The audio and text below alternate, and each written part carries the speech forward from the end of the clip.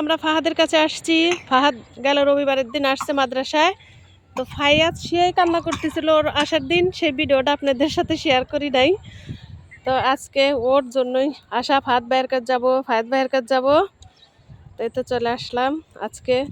তো বাসা থেকে কিছু নাস্তা বানাই নিয়ে আসছে, এগুলো ওরা সবাই খাচ্ছে। এটা হচ্ছে ফাহাদের বন্ধু আতিফ, ওরা আমাদের খিলক্ষেতেরই। আর ওইটা হচ্ছে মাদ্রাসার সাইডেই এরকম সুন্দর একটা মাঠ। তো আমরা আসলে পরেই এই মাঠে এসে বসি, মানে বিকেলবেলা ঠান্ডা বাতাস, তারপরে সবুজ চারপাশে, অনেক সুন্দর লাগে মাশাআল্লাহ। এই জায়গাটা গ্রামের মতো, তো নারায়ণগঞ্জ থানার পর। ঢাকা শহরের কোনো জায়গা একটু ফাঁকা থাকে না। দেখেন কি সুন্দর কলমি শাক করছে, পাট শাক, কলমি শাক, মাশাআল্লাহ কত সুন্দর হয়েছে। এই মাঠে বাচ্চারা ক্রিকেট খেলতো, তো সেটা খেলা বন্ধ করে দিয়ে এরকম শাকসবজি করছে। ওই যে এই ভাইরা সুন্দর।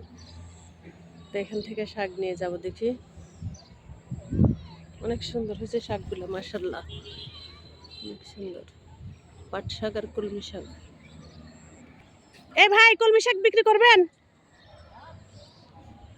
তাহলে তোলেন তো, নিয়ে যাই আমরা। এখান থেকে দেবে না, ওই সাইড থেকে দেবে বলছে, তো এখানেই যাব। এই যে দুই ভাই ছবি তোলার জন্য প্রস্তুতি নিচ্ছে। ফায়াজ ক্লান্ত হয়ে গেছে আজকে, ফায়াজের একটু কাশি কাশি ঠান্ডা, এই জন্য শুয়ে পড়েছে এখানে।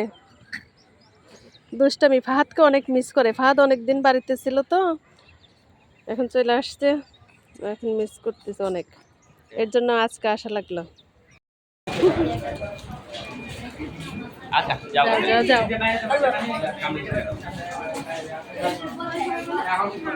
ফাহাদ যাও, আল্লাহ হাফেজ। আচ্ছা